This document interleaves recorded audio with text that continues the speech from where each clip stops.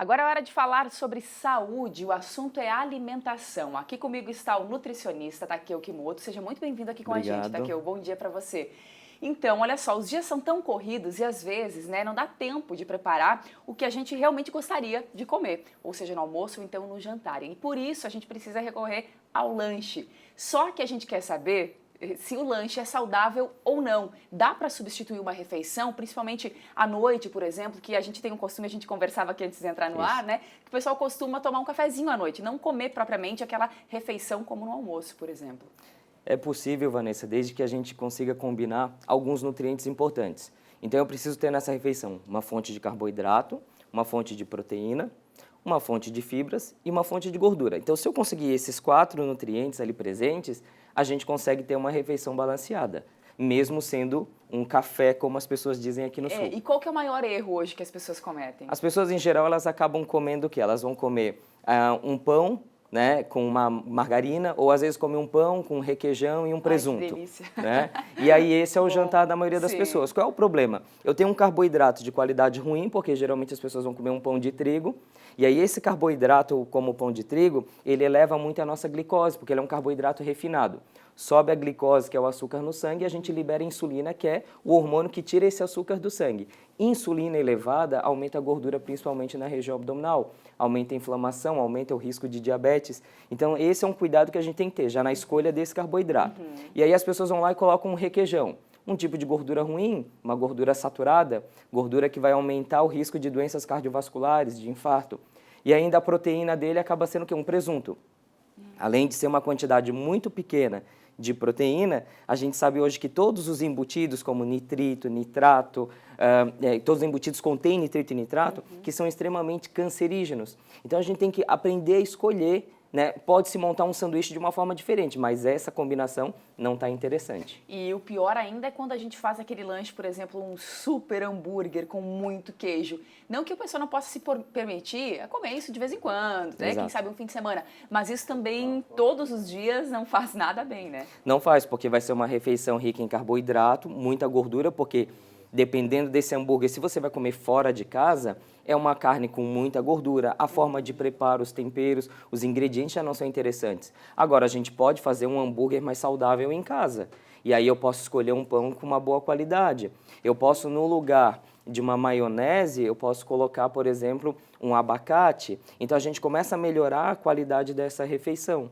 E o que é ideal, então? É a gente fazer um prato realmente com que ingredientes que teriam que ter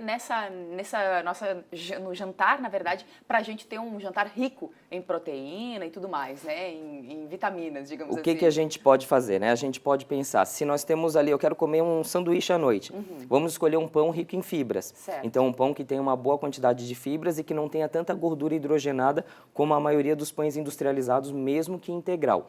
Tá? Então, aí a gente já consegue melhorar. No lugar lá do requeijão, que é a gordura ruim, quem sabe a gente faz uma pastinha com abacate, e o abacate eu posso nele misturar o quê? Uma proteína. Posso usar atum, posso usar sardinha, que são acessíveis, fáceis, pode ser o de latinha. A gente pode trabalhar com aquele restinho de frango que sobrou do almoço, desfiar ele e misturar. Eu posso pegar um pedaço de carne que também sobrou do almoço, então eu adicionei uma proteína. Ou até mesmo o ovo, que é uma coisa super versátil, um alimento versátil que todo mundo gosta, eu coloco ali. Então eu já começo a melhorar a qualidade dessa minha refeição.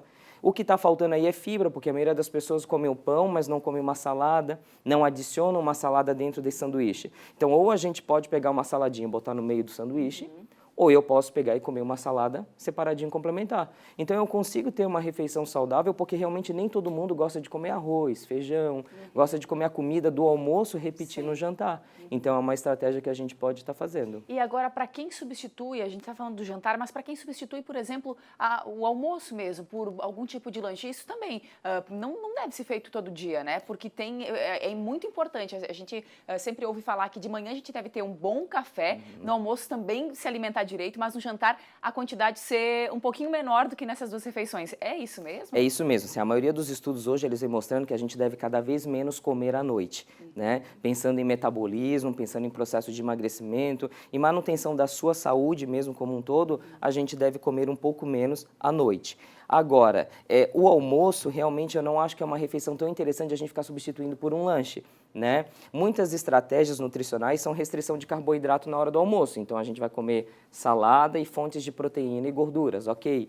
Mas é uma estratégia temporária, não é algo para uma vida inteira. É um período, por algum motivo, a gente vai determinar aquela estratégia. Então, no almoço é importante a gente pensar naquela composição, às vezes, muito básica. Um arroz integral, um feijão, uma lentilha, uma ervilha, um grão de bico, uma salada e uma fonte de proteína, uma carne, um frango, um peixe, um ovo.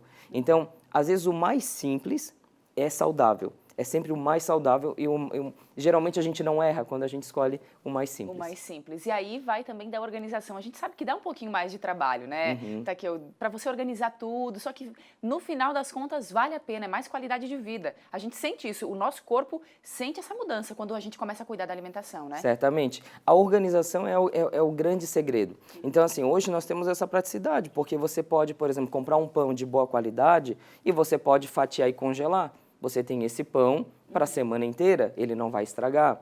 O frango, o atum, a sardinha, a proteína, ela pode ficar guardada na geladeira porque também dura vários dias e a gente pode ir rodiziando. Então tem que se organizar. A salada a gente pode deixar tudo lavado, higienizado na geladeira. Se armazenar de forma adequada, você tem a salada já lavadinha de segunda a sexta. Então é só chegar e montar.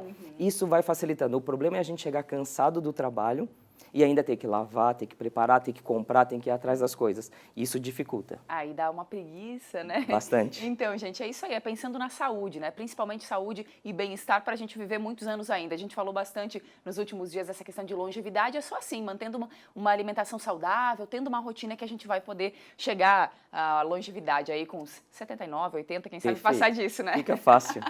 Obrigada, viu? Eu que pela agradeço. participação aqui com a gente. Dicas sempre super importantes que o Takeo traz aqui pra gente no Santa Catarina no Ar.